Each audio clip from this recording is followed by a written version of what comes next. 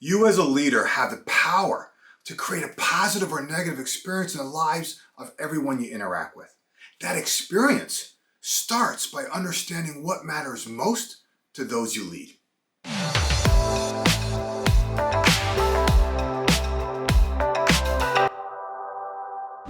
want to start today with a story.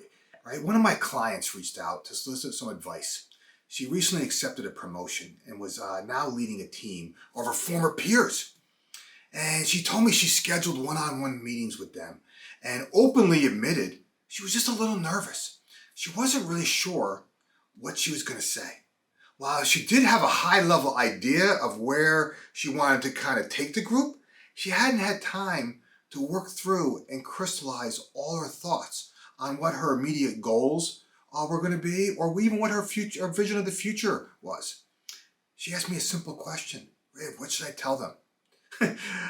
I paused and I said, I told her basically, none of that stuff you just mentioned matters, at least not right now. Let me explain. What would you say if I told you that successful leadership is not as complicated as others want you to believe? See, if you just step back for a second and we zoom out, right?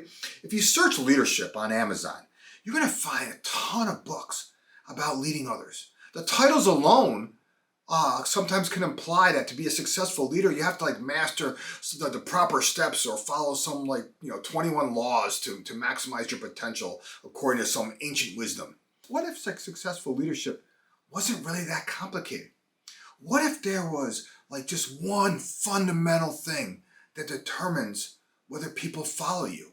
And when I pose this question sometimes to people, they think sometimes it's a title or it's a position of power or it's an endorsement that they're in charge. No. What if one aspect of leadership is just non-negotiable, like a must-have characteristic that needs to be in place in order for others to pledge their loyalty and their commitment? What if one single element defines the experience people have with you as a leader? Can it really be as simple as one thing? The answer is yes. That one thing is trust. See, trust is the foundation of any strong, successful, and mutually beneficial relationship. Without trust, just think about it for a second, without trust, any relationship is doomed. It's important to understand that high trust is not going to rescue a poor strategy. However, low trust is certainly going to derail one. See, when you inherit a team, right, the person I was coaching reached out to me to ask advice on, the first order of business is to build trust. As with any relationship, trust is not going to happen by accident. Trust is established between two people, individual to individual, over time. So this begs the question, how can we build trust? And what can we do to avoid losing it? Let's first examine how a leader can lose trust.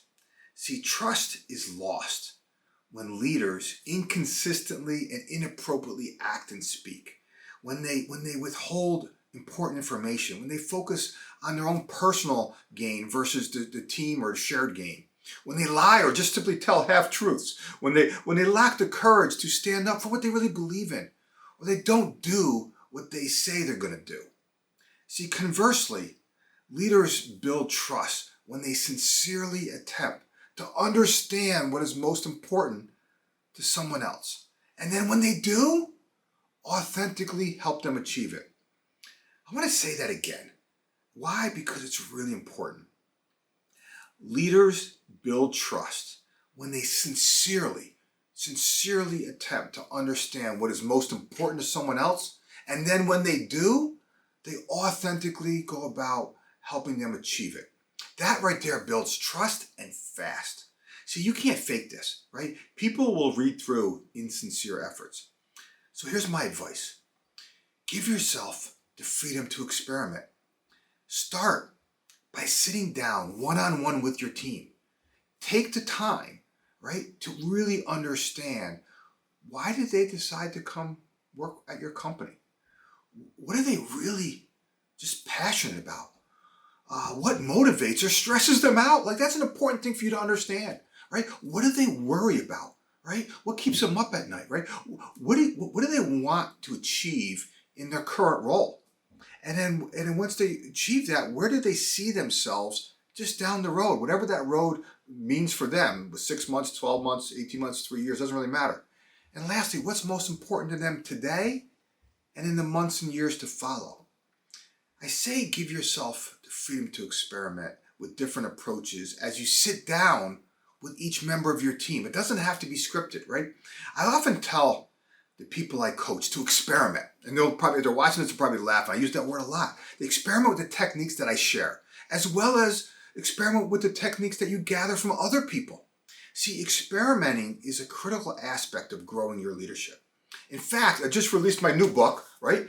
And guess what I called it? Freedom to Experiment, right? How to ignite a new level of energy, focus, and momentum in yourself and your team. If you want a free copy, follow the link in the description and I'll get you one.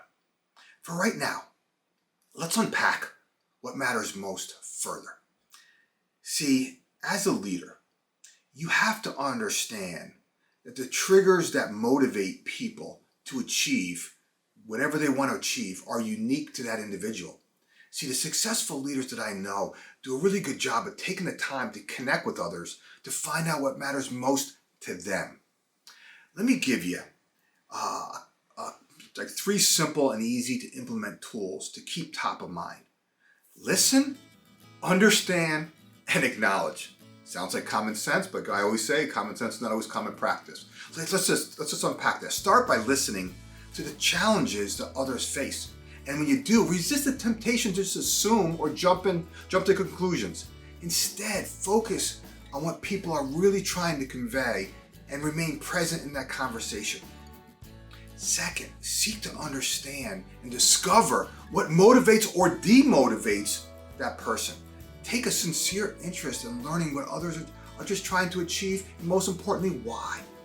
Grasp their perspective, including their assumptions, even if you don't necessarily share the same point of view, right? Understanding where people are coming from is important to gaining buy-in and support. Lastly, acknowledge what they shared with you, right? And their contributions to the team. Leaders need to genuinely appreciate and recognize the efforts of others publicly. I say this a lot, right? We need to celebrate achievements and take pride in the accomplishments of our coworkers. Trust me on this. Others are more willing to stretch their comfort zone when they know that their efforts are acknowledged. Listen, understand, and acknowledge the people you are leading at all levels. Once you understand what motivates your team, you can then genuinely help them put a plan in place to achieve their goals, of course, with your help. If you want to build trust, don't make this a one-time event. This is not a checkbox like you check off your to-do list. Like any relationship with a loved one, this requires an ongoing and authentic effort. I know many leaders who think they do this, but they don't, or at least not consistently. They may come in and do it once a quarter, right? I know, and conversely, I also know many employees who love to bitch about their boss, but they never took the time to understand what is most important to them. It's a two-way street. Do you know what is most important to your boss, right? What do they want to achieve this year, next year? What's their priorities, right? Have you discussed ways that you can even help them achieve it? Try this. Ask them. It's simple, right? Once again, I ask you to give yourself the freedom to experiment.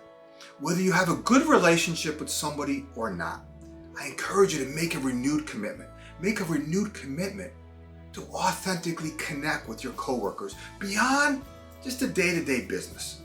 Make a point, just make a renewed commitment, make a point to ask about their lives outside of work. And when I say this, I don't mean you have to do some deep dive, but you should generally understand and know what's happening in their world and with their families. And when you actually know the individuals you lead, guess what? You can predict their behavior. You can predict the type of support that they need, right? And help them overcome stressful situations. Again, you can't fake this. People will read through insincere efforts. One of your first priorities should be to get to know the individual members of your team and then encourage them, right, to get better at knowing each other, right? Role model the way for them. Make the time to connect with others and understand what matters most to them.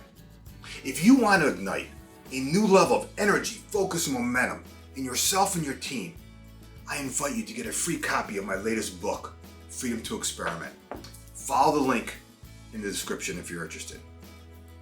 Okay, if you like this video, do me a favor, give it a thumbs up, comment below, and of course subscribe, because each week I'm sharing content to help you and your team embrace change, focus your efforts, and accelerate results. We'll talk to you soon.